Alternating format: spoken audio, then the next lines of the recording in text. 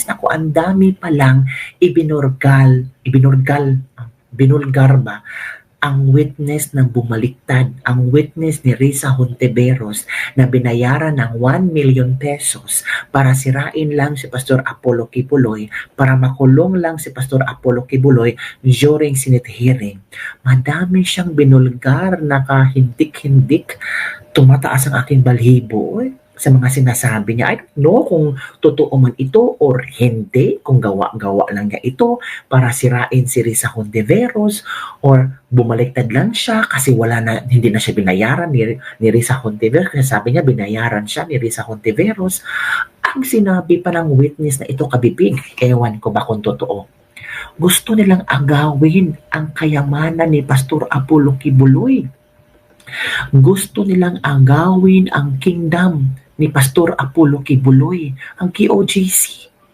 Yun pala ang rason. Kaya si Tore, hinahanap ang heartbeat ni Pastor. Hindi pala heartbeat ang hinahanap, bunker daw. Kasi sa loob ng bunker, meron daw yung kayamanan. Halak. Uy, grabe ang revelasyon. Uy, mga kabibig. As in, ilang buwan na ba na tumahimik ang issue na ito? Tapos bigla na lang sumabog ang issue na ito at itong witness ito, maraming revelasyon, maraming pangalan na sinabi, si Langdameo nadamay na din, si Bato, si Bongo, pati si General Torre, nagkaroon daw sila ng meeting. Para lang tinanong siya kung alam mo ba kung nasaan yung bunker. Bunker talaga ang hinahanap. Kaya hinahanap ang heartbeat. Hindi pala heartbeat, bunker pala. Ano bang laman ng bunker? Sabi nila, kayamanan ni Pastor Apollo Kibuloy. Naku po. O eto kabibigan, ito ang video na part sa video kung saan inamin ng witness na ito ang balak nila Risa Hontiveros.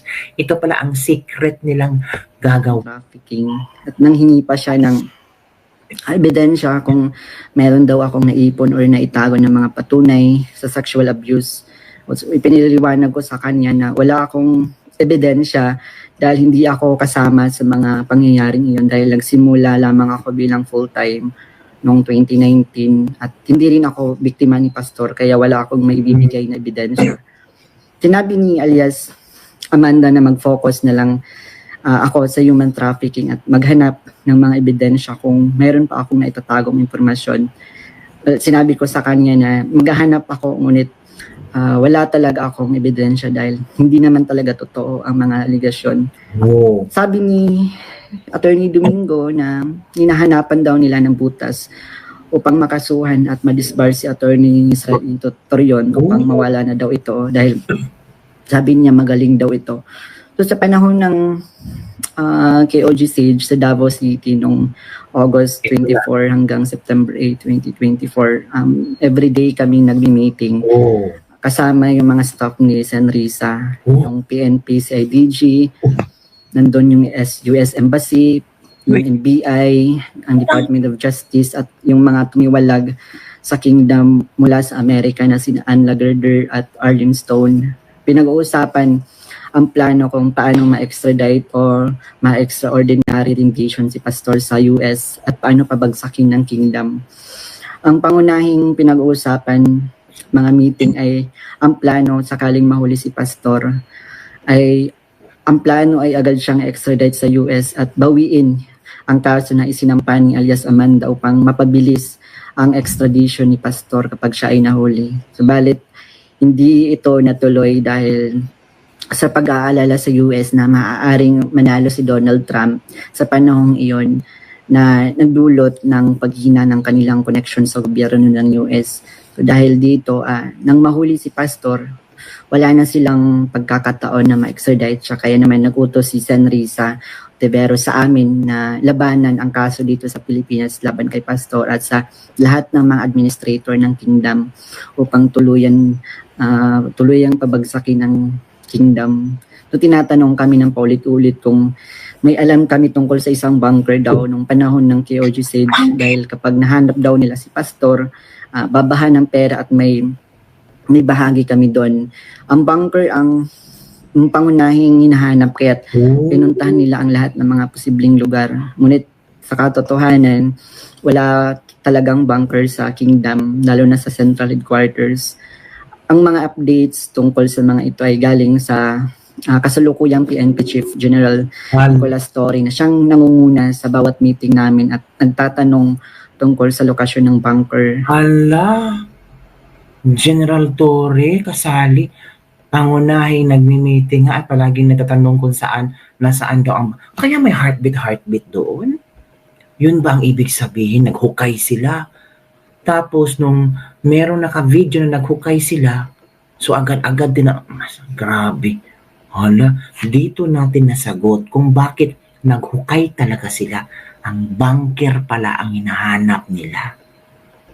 Hala, kakabibi, grabe. This is a revelation kung totoo man ito, ha? Kasi maraming tanong noon, bakit naghukay? Anong purpose ng hukay? Heartbeat. Ma-detect ba ng instrumentong iyon ang heartbeat kahit si Apostol Apollo Kibuloy nang tago sa ilalim ng lupa? Iba pala ang hinahanap? Kayamanan ba? Kasama ko rin sa mga meeting na yon sina Edward Masayon alias Jackson na pumasok sa Kingdom compound na nagkunwaring pulis dahil siya daw ang nakakaalam kung saan ang bunker. Kasagsagan ng Sage ng message sa akin si Fiona, staff ni Risa, na sa pamamagitan ng WhatsApp na sinabi niya na dapat ko daw tanggalin sa kaso ko si June Andrade dahil isa daw siya sa amin na nagbibigay siya ng mahalagang impormasyon. So ipinaalam ko sa kanya na ipapasa ko muna ito sa aking abogado. Pero ngunit isang linggo pagkatapos nun, tinanong ulit ako kung may contact ako sa Kingdom dahil hindi na raw mahanap si June Andrade. Hanggang ngayon, hindi na siya natanggal sa kasong pinafile sa akin. Noong November 5, 2024, nagkaroon kami ng meeting kasama sina Undersecretary Nicolas T. ng Department of Justice at 4 pang prosecutor. Ang naalala ko doon si Prosecutor Olivia Torrevillas, si alias Amanda, kanyang mga abogado, si Attorney Domingo at si Attorney Ian.